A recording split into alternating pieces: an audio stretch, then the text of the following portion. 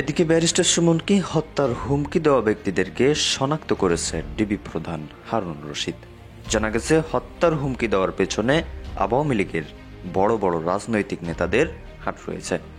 এজন্য এমপি আনোয়ারুল আজিম আনার হত্যার দ্বিতীয় পার্ট হতে চলেছে। সৈয়দ সাইদুল হক সুমনকে হত্যার হুমকি দেওয়ার ঘটনা নিয়ে নতুন তথ্য দিয়েছে পুলিশ। এরই মধ্যে ওই ব্যক্তিকে শনাক্ত করা হয়েছে, তাকে গ্রেপ্তারে অভিযান শুরু করেছে। সুমনের কাছে জানতে চাই যে তিনি আসলে কিভাবে জানলেন যে কারা তাকে হত্যার পরিকল্পনা করছে, একটু যদি বলতেন। দর্শক, দেশ প্রবাস থেকে দূরে কিংবা কাছে বসে যারা আমাদের দেখছেন সবাইকে শুভেচ্ছা ও অভিনন্দন জানিয়ে আজকের এই মূল টপিক শুরু করতে চাই। ব্যারিস্টার সাইদুল হক সুমন ওরফে ব্যারিস্টার সুমনকে হত্যার পরিকল্পনাকারীকে শনাক্ত করেছে ডিবি প্রধান। দর্শক, ব্যারিস্টার সাইদুল হক সুমনের হত্যার পরিকল্পনার পিছনে বড় বড় রাজনৈতিকবিদদের হাত রয়েছে, যাদের নাকি সংসদের ভিতর তিনি কঠিনভাবে ধুয়ে দিতেন। দর্শক, আপনারা জানেন বেনজির আহমেদ, তিনার পিছনে কিন্তু ব্যারিস্টার সুমন বড় একটা ভূমিকা রেখেছিলেন তিনার দুর্নীতি ধরিয়ে দেওয়ার পিছনে। এখন সবার সন্দেহ হচ্ছে বেনজির আহমেদ তার পিছনে জড়িত নয় তো, তিনি বিদেশে থেকে বাংলাদেশের কিলার ভাড়া করে তিনাকে মারার চেষ্টা করছেন, এমনটাই একটা তথ্য ফাঁস হয়েছে। আপনারা দেখলে বুঝতে পারবেন। পাশাপাশি তিনাকে হত্যার পরিকল্পনার পিছনে বাংলাদেশের বড় বড় রাজনৈতিকবিদরা ফেসে যাচ্ছেন। কারা কারা সেই রাজনৈতিকবিদরা, আমরা ব্যারিস্টার সাইদুল হক সুমন একটা নতুন লাইভ করেছেন, তার মাধ্যমে তিনি জানিয়েছেন কারা কারা শনাক্ত ব্যক্তিদের নাম ঘোষণা করেছেন। তো দর্শক, চলুন আমরা সরাসরি সেই ভিডিওতে চলে যাই ব্যারিস্টার সুমনের কাছে। আশা করি সঙ্গেই থাকবেন, এটা আপনাদের জানা জরুরি। তো দর্শক, চলুন স্ক্রিনে। উনি যখন আমলে নিচ্ছিলেন না, তখন উনারে একটা মেসেজ দেয় যে ওই লোকটা, অজ্ঞাতনামা লোকটা আমার সাথে দেখা করতে চায়, কথা বলতে চায়, দেখা করতে চায় না, কথা বলতে চায়। তো ওসি সাহেব আমলে নেননি। পরে যখন মেসেজটা দেখছেন, যে মেসেজের মধ্যে আছে, দেখা যাচ্ছে যে একটা কন্ট্রাক্ট কিলার গ্রুপ যারা হায়ার করা হয়েছে তারা নাকি অ্যাক্টিভ, তার বক্তব্য অনুযায়ী। তো ওসি সাহেব আমারে উনার ফোন দিয়ে ওই অজ্ঞাতনামা ব্যক্তির সাথে ফোনে ধরাই দিলেন। আমি কথা বললাম। কথা বলার পর যে জিনিসটা ওরা জানাইলো আমাদেরকে, ওই অজ্ঞাতনামা ব্যক্তি সে নিজেকে আইডেন্টিফাই করতে চায় না, সে তার অ্যাড্রেস বলতে চায় না। সে বলে যে আমি নিজেও ওই কিলার গ্রুপের মেম্বার ছিলাম, যখন আপনার নামটা আসছে আপনাকে হত্যা করতে হবে, তখন আমি বলছি যে না, আমি এটা পারবো না। কারণ উনি, ওই লোকটা সিলেটি, সে আমার কাজকর্ম সম্পর্কে জানে, এই জন্য সে কোনোভাবে রাজি হয় নাই। তখন সে বলছে যে আমার বিষয়টা হচ্ছে গিয়ে, তার বক্তব্য অনুযায়ী আমার বিষয়টা হচ্ছে গিয়ে, আমি আপনাকে একটা ওয়ার্নিং দিচ্ছি, আপনি এই 2-3 দিন আপাতত ঘরের বাইরেই যাবেন না। তো এটা শোনার পর আমি নর্মালি এর আগে অনেকবার আমি মৌখিকভাবে বা আমার পিএস এর মাধ্যমে বিভিন্নভাবে আমি থ্রেট পাইছি, এগুলো আমি আমলে নেই না, কারণ এগুলা সামনে বললে একটা প্যানিক তৈরি হইতে পারে, এই জন্য আমি কখনোই সামনে নিয়ে আসি নাই। এইবার যখন আমার এলাকার ওসি সাহেবের মাধ্যমে আসছে, তখন আমার কাছে মনে হয়েছে যে মানুষ যখন কখনো কোনো ওসিরে নর্মালি তো কেউ ফোনই দেয় না, তার উপর যখন সে এইরকম একটা মেসেজ দিচ্ছে, তখন আমার মনে হয়েছে, আমার এখন মনে হয়েছে যে সিরিয়াসলি একটা পটেনশিয়াল থ্রেট, আমার এটা অবশ্যই আমলে নিতে হবে। তো এই জন্য আমি ওই দিন, পরের দিন সকালেই আমি ঢাকা চলে আসি, সংসদ ভবনে চলে আসি। এসে আমি এর ভিতরে আমি পুলিশের ঊর্ধ্বতন কর্মকর্তা যারা আছেন তাদের সাথে আমি কথা বলি। তো এরপরে আমি জিডিটা আমি গতকালকে করছি। কিন্তু আমার যে জায়গাটাতে প্রশ্ন হচ্ছে, দেখেন, আমি একজন মেম্বার অফ পার্লামেন্ট, পুলিশ যখন, আমার এলাকার ওসি সাহেব যখন জানলেন কোনো একটা মারফতে আমার একটা লাইফ রিস্ক আছে, তখনই কিন্তু উচিত ছিল যে উনি এসপি সাহেবের সাথে আলাপ করবেন, ডিআইজি সাহেবের সাথে আলাপ করবেন। এটা কি আসলেই থ্রেট নাকি না কেউ বোগাস নাকি না কিছু, এটা তো আমার কাছে আসার আগেই এদের তদন্ত করে ফেলা উচিত ছিল। মানে আমাকে জিডি করতে হলো কেন? প্রশ্নটা হচ্ছে গিয়ে যে আমার থ্রেটটা তো আমি জানি না, জানছে প্রথমে ওসি সাহেব, ওসি সাহেবের পরে এটা এসপি ডিআইজি ওনাদের কাছে যাবে।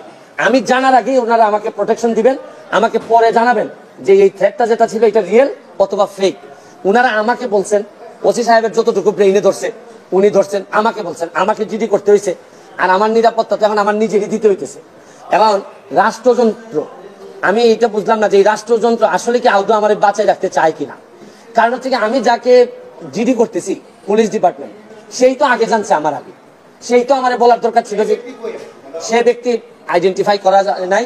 পুলিশ মারফত কখনো শুনলাম যে ওনারা নাকি ট্রেকিং করে, কখনো বলছেন যে এই পাহাড়তলি চট্টগ্রামের, তারপরে কখনো বলতেছেন তার বাড়ি এই বড়লেখা বা সিলেটের কোন জায়গায় যেন। তা আমার বিষয়টা হচ্ছে গিয়ে যে দেখেন, এই দেশে বঙ্গবন্ধু মারা গেছেন, তার পরিবার সবাই মারা গেছে, আমার হবিগঞ্জের শাহ এম এস কিবরিয়া সাহেব মারা গেছে, আমরা তো কোনো প্রোটেকশনই দিতে পারি নাই। আর আমার বিষয়টা এরকম হয়েছে যে এই পুলিশের ভূমিকা দেখে মনে হইতেছে যে পুলিশ মনে হইতেছে যে একটা অপমৃত্যু রেকর্ড করার জন্য বসে আছে, যে আছে একটা মৃত্যু হয়েছে, নাইলে এই পর্যায়ে যাবে কেন। আমি কি করতেছি না করতেছি সব পুলিশ এবং এনফোর্সমেন্ট এজেন্সির নখদর্পণে থাকবে। কারণ এরা খবর নেয় না বলেই লোকগুলা মরে, আর এরা খবর নেয় না বলেই বেনজিররা এত ধনী হয়, এরা খবর নেয় না বলেই মতিউররা এত টাকার মালিক হয়। কারণ এরা তো থাকে কারে কোন জায়গায় বদলি করবে, কারে কোন জায়গায় জায়গা মতো নিজের লোক সেট করলে অনেক টাকার বাণিজ্য হবে, এইসব অভিযোগ এদের বিরুদ্ধে। যার কারণে আমার কষ্টটা এখানে, আমার এই মরতে কষ্ট নাই, আমার দুইটা কষ্ট, একটা হচ্ছে মরে গেলে আমার এলাকার মানুষের কি হবে, এটা আমাকে কষ্ট দেয়। আরেকটা হচ্ছে গিয়ে যে এই দেশটা এমন ভাবে মরার জন্য ক্ষেত্র তৈরি করা হয়েছে যে আপনি দেখেন, আজকে আমার সকালবেলা আমার মেয়ে আমাকে বলে কি জানেন, কোন দেশে আছি, আমার মেয়ে আমার বলে তোমাকে নাকি থ্রেট দিছে কে, সে আমেরিকাতে থাকে, বাচ্চা মাত্র বয়স 11। আমি বলছি হ্যাঁ আমি তো গুড ওয়ার্ক করি, এই জন্য ব্যাড পিপুলরা আমারে হুমকি দিছে। সে আমারে বলে there must be a line between good work and stupidity. মানে আমার মেয়ে মনে করে আমি যে গুড ওয়ার্ক করি, আমি যে অন্যায়ের বিরুদ্ধে প্রতিবাদ করি, এগুলো থেকে স্টুপিডিটি। কারণ আমি আর কি জবাব দিব তারে, কারণ সে তো তার মাথার মধ্যে এগুলাই আছে যে বাংলাদেশে যারা ভালো কাজ করে, অন্যায়ের প্রতিবাদ করে, এরা স্টুপিড। কিন্তু আমার মেয়ে অল্প বয়সী মেয়ে, আমি তো বুঝাইতে পারি না যে আমার জন্ম এই দেশে, এই দেশের মানুষের কল্যাণে আমি কাজ করতে চাই, কারণ আমার রক্তের মধ্যে এটা আছে, আমি করবো কি এটা। যে ধরনের প্রোটেকশন, আমি তো আর আগের ব্যারিস্টার সুমন না, মেম্বার অফ পার্লামেন্ট হিসাবে আপনি না আগের ব্যারিস্টার সুমনকে ফেলে দিলেন, কিন্তু মেম্বার অফ পার্লামেন্ট হিসাবে আমার সিকিউরিটির আগেই আমি যে জিডি করা লাগলো, এটার জন্য দুঃখ প্রকাশ করতেছি। কেন আমি জিডি করবো? আর যদি এটা আমার কাছ থেকে ইনফরমেশনটা আসতো যে আমার পিএস বলছে যে আমার থ্রেট দিছে, বা আমার এক বন্ধু বলছে, বা আমার এক আত্মীয় স্বজন বলছে, তা নয় আমি জিডি করলাম। পুলিশের মাধ্যমে যখন আসে তখন তো সাথে সাথে এই কাজটা করার দরকার ছিল। এখন বুঝেন অবস্থাটা কোন জায়গায় আছে। তারপর আমি বিশ্বাস করি যে যতদিন আসি মানুষের কল্যাণে কাজ করতে চাই, আপনাদের দোয়ায় কাজ করতে চাই, আর নিজের মানুষের আমার প্রতি যে বিশ্বাস, আমি মনে করি এটাই আমার নিরাপত্তা। আর এখন বাকিটা এনফোর্সমেন্ট এজেন্সি আছে, তারা যদি আমি কথা বলছি আইজিপি মহোদয়ের সাথে, উনি অত্যন্ত ভালোভাবে আমাকে আনসার দিয়েছেন, বলছেন যে এটা তো আগেই ওদের এই কি করার কথা। উনি আমার বিশ্বাস যে উনি ওই যারা আছে তাদেরকে প্রশ্ন করছেন যে এটা তো তোমরা জিডি করার আগেই ইনফরমেশন পাওয়ার সাথে সাথে কাজ করার কথা। একমাত্র আইজিপি সাহেব, বর্তমান আইজিপি সাহেব, উনি আমার অ্যাঙ্গেলে উনি কথা বলছেন। আর বাকি যারা আছে সবাই মনে হইতেছে যে সাক্ষী দেওয়ার জন্য বসে আছে, আমি কখন মরবো, মরলে পরে সাক্ষী দিবে। আমার এলাকাটা কিভাবে চলছে বুঝেন না আপনারা, যে কারে কোন জায়গায় সেট আপ করবে, এইভাবেই চলছে। থ্যাংক ইউ, দোয়া চাই সবার কাছে। এমপি সময়ের আলোচিত ব্যারিস্টার সুমন সাহেব, আপনারা তাকে অবশ্যই কম বেশি সবাই চেনেন, বিভিন্ন সময় তার লাইভ দেখেছেন বা বিভিন্ন কারণে তিনি আলোচিত সমালোচিত। তার আলোচনা করতে চাওয়ার আগে কয়েকটা বিষয় আমি আপনাদেরকে স্মরণ করে দিব, আপনারা দ্রুত লাইভটি শেয়ার করবেন। সেই ব্যারিস্টার সুমন সাহেব বাংলাদেশের বর্তমান পরিস্থিতিতে তার জীবনের ঝুঁকিতে নিয়ে আছেন। তিনি বলছেন তাকে একটা গ্রুপ, সংঘবদ্ধ গ্রুপ তাকে হত্যার উদ্দেশ্যে তার পিছনে লেগেছে, এবং তাকে থানা থেকে ইনফর্ম করা হয়েছে, অফিসিয়ালি তাকে পুলিশ জানিয়েছে যে তার জীবন ঝুঁকির মধ্যে এবং তাকে যে কেউ যে কোনো সময় হত্যা করতে পারে। এক ধরনের টার্গেট কিলিং নিয়ে তাকে নেমেছে মাঠে। বাংলাদেশে মূলত স্বস্তিতে আছে কে? আমি এখানে কয়েকটি নেগেটিভ পজিটিভ সব বিষয়, প্রথমেই আমি এই সুমন সাহেবের উপরে যে এই ধরনের একটি মানুষের বা খারাপ দৃষ্টিতে খারাপ লোকের নজর পড়েছে বা তাকে হত্যা করতে চায়, তার তীব্র নিন্দা জানাই। সেটা আমার দলমতের ঊর্ধ্বেই। অ্যাজ এ হিউম্যান আমি অবশ্যই এটা তীব্র নিন্দা জানাই। এটা কোনোভাবে অ্যাকসেপ্টেবল না, কারণ একজন মানুষ সে যেই হোক, আমার আদর্শে না হোক, আমার ভিন্ন আদর্শের হোক, কারো মৃত্যু কামনা করা, কাউকে হত্যা করা, এটা আওয়ামী লীগের মতো আমরা করতে পারি না, আমরা এটা কোনোভাবে মেনে নিতে পারি না। আমি এজন্য তীব্র নিন্দা জানাই। আমি যে বিষয়টা বলতে চাই, বাংলাদেশের, যদিও এটা নিয়ে আমি কথাও বলেছি, দু এক জায়গায় টকশোতেও বলেছি এবং আমার ইউটিউবে ভিডিও দেয়া আছে, আপনারা এটা আজকের একটা অন্যতম একটি গুরুত্বপূর্ণ বিষয় বিধায় আমি আপনাদেরকে বুঝিয়ে বলতে চাই। বাংলাদেশে একটু হিসাব করে দেখেন তো, নিরাপদে আছে কি? একজন সংসদ সদস্য বাংলাদেশ থেকে আনার এমপি গত কয়েকদিনে কোথায় গিয়েছে? ভারতে গিয়েছিল। তার চোরাকারবারি হোক, ধর্ষণ হোক, হত্যা হোক, যে কোনো ধরনের অপকর্মের সাথে তিনি সম্পৃক্ত থাকুক, যা থাকুক, সেটা ভিন্ন হিসাব। কিন্তু সেই জায়গায় আনার সাহেব তো গিয়েছেন, কিন্তু নিরাপদে আসতে পারেননি।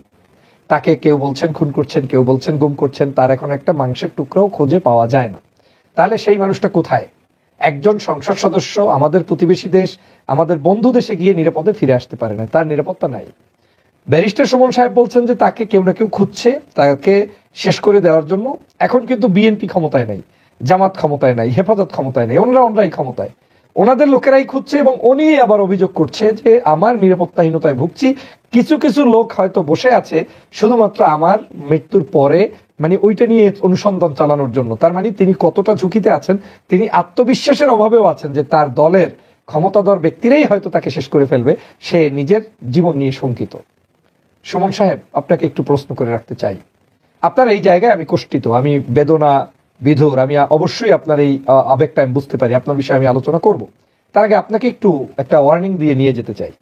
আপনি এই সংসদে দাঁড়িয়ে বেশি দিন না, দেমাগের সাথে মাত্র 3-3.5 মাস আগে যখন সংসদ শুরু হয়েছে জানুয়ারির দিকে আর কি, তো সেই সময়ে আপনার নিশ্চয়ই মনে আছে সংসদে উঠে একটা বক্তব্য দিয়েছেন। প্রথম বক্তব্যেই আপনি আপনার হিংস্রতা, আপনার মধ্যে লুকায়িত একটি মানুষের উপরে এতটা অমানবিক, এতটা পৈশাচিক হতে পারে সে রূপটা আপনি দেখিয়েছেন। এই সকল 300 সংসদ সদস্যদের মধ্যে অন্য কেউ দেখায়নি, আপনি দেখিয়েছেন। সবাই চোর, সবাই চুরি করে এসেছে, কিন্তু আপনি বলেছেন, কি বলেছেন?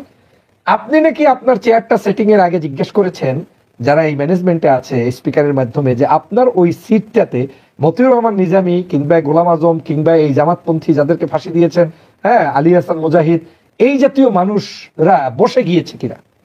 যদি বসে থাকে তাহলে ওই চেয়ারটায় আপনি বসবেন না। চিন্তা করেছেন কতটা আপনার ভিতরে কতটা অহংকার বোধ কাজ করছে, কতটা, শুধু অহংকার বোধ না, এটাকে একটা পৈশাচিকতা আপনি বলতে পারেন, যে ওই চেয়ারেই আমি বসবো না যেই চেয়ারে নিজামী সাইদি বসছে।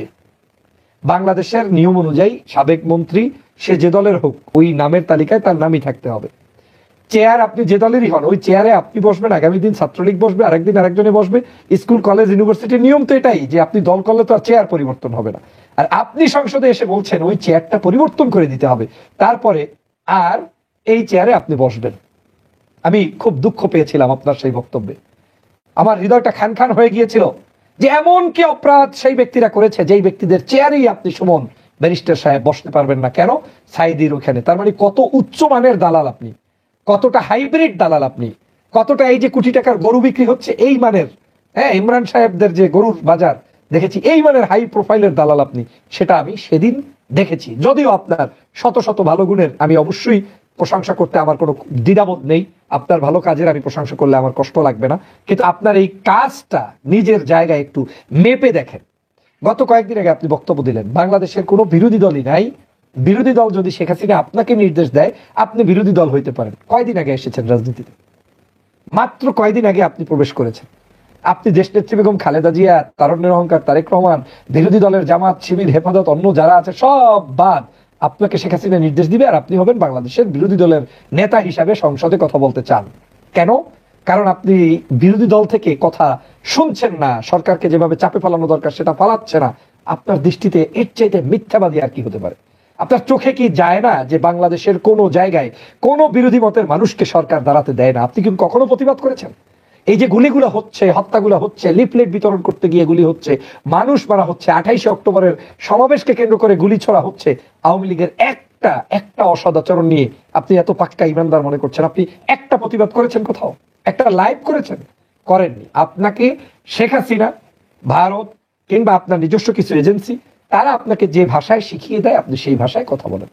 এখন ভালো কথা আপনি বললে সেটার প্রশংসা করতে আমার কোনো দ্বিধাবোধ নেই, কিন্তু আপনি যে কাজটি করেছেন সেটাই আমি আপনাকে এখন বলে দিচ্ছি। আপনার সবচাইতে জীবনের যত বড় কাজ করেন, যা ঘটে যায় ওটা রিটার্ন নিতে পারবেন না। আপনি বাংলাদেশের সবচাইতে ভালো মানুষ যারা, সেই মানুষদেরকে ফাঁসির কাস্টে ঝুলানোর জন্য যারা যারা অবদান রেখেছে তার মধ্যে অন অফ ইউ আপনি করেছেন। কিভাবে করেছেন? এই ব্যারিস্টার সুমন সাহেব আপনি করেছেন। আপনি প্রসিকিউটর ছিলেন, নিজে নিজে বলছেন যে এই মুক্তিযোদ্ধা বিরোধী যারা যারা স্বাধীনতা বিরোধী তাদের ফাঁসি দেওয়ার জন্য আপনি একজন আইনজীবী হিসেবে সেখানে কাজ করেছেন। সেই জায়গায় আপনি সেই মানুষগুলোকে যাদের মেরেছেন, একটা বার বিবেকের তাড়নায় আপনাকে বলতে হয় নাই যে আপনি একটা লাইভ করে বলে দেন যে এই মৃত্যুগুলো সব সাজানো নাটক? সাইদি সাহেবের কি অন্যায়? মৃত্যুর পরে একটা লাইভ করে বলতে পেরেছেন তাকে ইনজেকশন দিয়ে হত্যা করা হয়েছে? বুকে সাহস আছে? আমি বলতে পারবো যদি শেখ হাসিনাকে কোনো ধরনের কেউ অন্যায় করে, সেটা যদি সত্যিকার অর্থেই অন্যায় হয়, আমি চাইলে সেটা তার বিরোধী হলেও বলতে পারবো। কিন্তু আপনি পেরেছেন এত বড় একজন আল্লামার ইনজেকশন পুশিং করে যে হত্যা করা হয়েছে, একটা লাইভ করতে পারেন নাই। আপনি কাদের মোল্লা, নিজামী, সাইদি, মুজাহিদ সাহেব সহ যারাই ছিল, গোলাম আজম সাহেব সহ, তাদের বিরুদ্ধে সারা রাস্তায় রাস্তায় গল্প গুজব করেছেন, বক্তব্য দিয়েছেন, কিন্তু আপনি তাদের রক্ষার জন্য দূরে থাক। আপনি কি করে অন্যায় কাজের সাথে সংযুক্ত হয়ে তাদের ফাঁসি কার্যকর করেছেন? আবার এখন ফেভার নিতে যাচ্ছেন জনগণের কাছ থেকে। সে কারণেই আমি বলছি যে এগুলো আপনাদের সব নাটক, সিনেমা। আপনার দরদ হয় না? বাদ দিলাম মুক্তিযোদ্ধার চেতনা, মুক্তিযোদ্ধার ইতিহাস বাদ, আসেন নতুন প্রজন্মের ইতিহাস। আমান আল আজমি মীর কাশেম আলীর সন্তান, মীর আরমান, তারপরে আমান আল আজমি হচ্ছে গোলাম আজম সাহেবের সন্তান। কোথায় আজ পর্যন্ত গিয়েছে বাংলাদেশের বিচার বিভাগ আছে? এই যে আপনি জীবন সংখ্যার কথা বলছেন, সেজন্যই আমি এই কথাগুলো তুললাম। সুমন সাহেব, আপনি একটু শুনে নেবেন, সবাই একটু প্রচার করে শেয়ার করে দিয়ে ওদেরকে শোনার সুযোগ করে দেন। সবসময় সব কথা আসে না। আমি আজকে আপনাকে সুমন সাহেব প্রশ্ন করে বলছি যে আপনি কয়দিন এই মানুষগুলোর জন্য একটা প্রতিবাদ করেছেন? আপনার বিচার আওয়ামী লীগের আমলে হবে না, হবে কার আমলে বলেন? আপনার জীবন সংখ্যা, আপনার বিপদ আপদ, এগুলো নিয়ে যে আপনি টেনশন করছেন, এই টেনশনটা তো আওয়ামী লীগের আমলেই হবে। কারণ এই আওয়ামী লীগের আমলে আপনারা সত্য কথা বলে মানুষের নিরাপত্তা দিতে পারেন নাই, আপনারা প্রতিবাদ করেন নাই, আপনারা দালালি করেছেন এবং টাটকা দালালি করেছেন। এখন দালালি করে আপনি এখন জীবন সংখ্যা নিয়ে আছেন। আমি এটার অবশ্যই তীব্র প্রতিবাদ জানাই। আমি যারা আপনাকে হত্যা করতে চাই তাদের বিরুদ্ধে আমি কথা বলবো এবং তাদেরকে অ্যারেস্ট করার আহ্বান জানাই। সেটা বারবার বলেছি, এখনো বলছি। আপনাকে একটু নক করে যাচ্ছি কোথায় আরমানের স্ত্রীরা আজ পর্যন্ত অপেক্ষা করছে? মীর কাশেম আলীর সন্তান আজ পর্যন্ত নাই, কোন আয়নাগরে আছে? একটা লাইভ করে কারো কাছ থেকে জানতে চেয়েছেন? আপনি বলেন কোন আইনে আছে বাংলাদেশে আমার বাবা অন্যায় করলে যদি সেটা ভুয়া অন্যায় আপনারা বলে দিচ্ছেন, তারপরেও মেনে নিলাম তর্কের খাতিলে যে আপনি তাকে শাস্তি দিয়েছেন, অন্যায় করেছে, ভালো কথা। সন্তান কি দোষ করেছে? আমান আল আজমি একজন সেনাবাহিনীর প্রধান হওয়ার যতগুলো দক্ষতা যোগ্যতা থাকা দরকার সব তার ভিতরে ছিল। সেই ব্যক্তিকে আপনারা কোথায় গুম করে ফেলে রেখেছেন? এখন পর্যন্ত একটা জায়গায় প্রতিবাদ করতে পারেননি। বাংলাদেশে যে বিভিন্ন জায়গায় খুন হয়, গুম হয়, র্যাব ক্রসফায়ার করে, কোন জায়গায় আপনি কথা বলেন? আপনি তখনই কথা বলেন যখন জানেন যে এটা শেখ হাসিনা বলতে বলেছে, বলাবে, তখন আপনি বলেন, অথবা কোনো এজেন্সি বলতে বলে তখন আপনি বলেছেন। এই যে জেনারেল আজিজ এবং এই যে নাম কি পুলিশের আইজি বেনজির আহমেদ কোনোদিন ক্ষমতায় থাকা অবস্থায় বলেছেন যে তারা এই অন্যায় করেছে, তাদের অন্যায়ের বিরুদ্ধে আপনি একটা স্লোগান দিয়েছেন? বেনজিরের বিরুদ্ধে আপনি এখন নাটক সিনেমা করেন। হাসি পায়, আমার খুব লজ্জা লাগে। আমার দেশের মানুষের দিকটা কিও আমার খুব হাসি পায় যে আমরা কি আছি। তখন তো তাকে আমেরিকায় পাঠিয়ে প্রমাণ করেছেন যে তিনি, তার উপরে কোনো স্যাংশন আসে নাই, তিনি সবচেয়ে আল্লাহওয়ালা ভালো মানুষ। আর এখন বেনজিরের বিরুদ্ধে আপনি একটা রিট করছেন, এই রিটটা যে আপনার করার দক্ষতা নাই, এটা যে সম্পূর্ণ শিখিয়ে করানো হয়, এবং শেখ হাসিনা যে আপনাকে ইঙ্গিত না দিলে দুইটা শব্দ মুখ থেকে বের হয় না, এর প্রমাণ তো আর এর চেয়ে বেশি কিছু দরকার নাই। আপনি কথা বলেন কাদের কথা? যাদেরকে বলাচ্ছে শেখ হাসিনা, তাদের কথাগুলোই আপনি বলেন। তাহলে এর বাইরে আপনি অবশ্যই আপনার এলাকার উন্নয়নের জন্য কথা বলেন, আপনার এলাকায় পোল কোল কারবার ভালো মানসিকতা পোষণ করেন, আমার কোনো আপত্তি নেই, আই ডু রেসপেক্ট দ্যাট। কিন্তু আপনি সমাজের এতগুলো চুরি ডাকাতি হত্যা রাহাজানি মানুষ মারা খুন করা গুম করা, খালেদা জিয়া অসুস্থ বিনা চিকিৎসায় মৃত্যুর কোলে ঢুলে পড়ছে, তাকে নিয়ে তাদের সহ একটা জায়গায় কথা বলেছেন। এখন বলবেন কি যে এই কথাগুলো আমি তো আওয়ামী লীগ করি, বলবো না? তাহলে আওয়ামী লীগই করেন, সুফি সাজিয়েন না, দরবেশ সাজিয়েন না। আপনি বলছেন দেশে এখন আপনার নিরাপত্তা নাই, তাহলে আপনার নিরাপত্তা থাকবে কেমনে যে দেশে এই মানুষগুলোর বিচার আপনি চান নাই? এদেশে খুন করা হয়েছে, মানুষদেরকে বিচারহীন ভাবে হত্যা করা হয়েছে, আপনি বিচার পাবেন কোত্থেকে বলেন সুমন সাহেব? আপনার বিচার তো আল্লাহ প্রদত্তই থাকবে না মূলত, যদি জুলুম করে থাকেন। আর যদি তো নাই, আপনি তো নিজেই ডিক্লেয়ার জুলুম করেছেন, নিজেই বলেছেন যে আপনি এই যে কি বলে প্রসিকিউটর ছিলেন, আপনি সংসদে তাদের মানে চেয়ারেই বসবেন না। ওরে বাপ রে বাপ, তোমার বাবা বসে গিয়েছে গোলাম আজম মওদুদির চেয়ারে, মওদুদির পাশে বসে চা খাইতে দেখো নাই বঙ্গবন্ধুকে? শেখ হাসিনার সাথে মানে এদের ছবি দেখো নাই? জামাত ইসলামের নেতাদের ছবি জীবনেও চোখে পড়ে নাই? চোখে কি ছাতা পড়েছে, আন্দু পড়েছে, চোখ কি অন্ধ হয়ে গিয়েছে? এগুলো না দেখার কারণেই আজকে তোমাদের এই দুর্দশা শুরু হয়েছে। প্রিয় বন্ধুরা আমার, আমি কেন বলছি, আমি শুধু একটু স্মরণ করিয়ে দিতে চাই, কারণ এরা তো অকৃতজ্ঞ জাতি, এদেরকে তো স্মরণ না করালে হবে না। পয়েন্টে পয়েন্টে ধরিয়ে দিতে হবে, মাজায় মাজায় ধরিয়ে দিতে হবে যে কি কি অন্যায় করেছে। আর বাঙালি আবার একটা সুবিধা আছে, ভুলে যায়, অল্পতে ভুলে যায়। শাহবাগ তৈরি কারা করেছে, অল্পতে ভুলে যায়। তো দর্শক দেখলেন, খুবই গুরুত্বপূর্ণ প্রতিবেদন, গুরুত্বপূর্ণ লাইভ করছিলেন ডক্টর ফয়জুল হক। তিনি কিন্তু ব্যারিস্টার সুমনকে নিয়ে অনেক কথাই বলেছে। তিনার কথার সাথে আপনারা সহমত কিনা অবশ্যই আমাদের কমেন্টে জানিয়ে দিবেন। পাশাপাশি শুরুতেই দেখছিলেন কারা ব্যারিস্টার সুমনকে হত্যার পরিকল্পনা করেছে, তাদের সম্পর্কে ব্যারিস্টার সুমন খুবই গুরুত্বপূর্ণ তথ্য দিয়েছিল। পাশাপাশি বাংলাদেশ পুলিশকে নিয়ে তিনি ক্ষোভ জানিয়েছেন যে পুলিশ তিনাকে সাহায্য করতে প্রাথমিকভাবে সম্মতি জানাননি। মানে প্রথম যখন অভিযোগটা আসে থানার ওসির কাছেই আসে, সেই ওসি কিন্তু ফোন করে ব্যারিস্টার সুমনকে অবহিত করেন বা তিনি জানান যে আপনাকে হত্যার হুমকি দেওয়া হচ্ছে। এখানেই কিন্তু ব্যারিস্টার সুমনের বড় খটকাটা লেগেছে। তিনার কিন্তু এই ওসির কথা মনে পড়লেই বেনজিরের কথা মনে পড়ে, কারণ পুলিশে একটা সংঘর্ষ থাকে, একটা ভালোবাসা একটা মিল থাকে। যেহেতু তিনি বিদেশে আছেন, বেনজির সাহেব ওসির মাধ্যমে হুমকিটা দেননি, তো এমনটাও হতে পারে। তো দর্শক, এই বিষয়ে আপনার কি মনে হয়? ব্যারিস্টার সুমনকে কারা হত্যা হুমকি দিয়েছে? আপনারা একটু আঁচ করতে পেরেছেন? তো ভালো থাকুন, সুস্থ থাকুন। পরবর্তী আপডেট পেতে আমাদের চ্যানেলটি সাবস্ক্রাইব করে রাখুন এবং পাশে রাখা বেল আইকনটি বাজিয়ে দিবেন এবং ভিডিওটি বেশি বেশি শেয়ার করে দিবেন। তো দর্শক, ভালো থাকুন। আসসালামু আলাইকুম।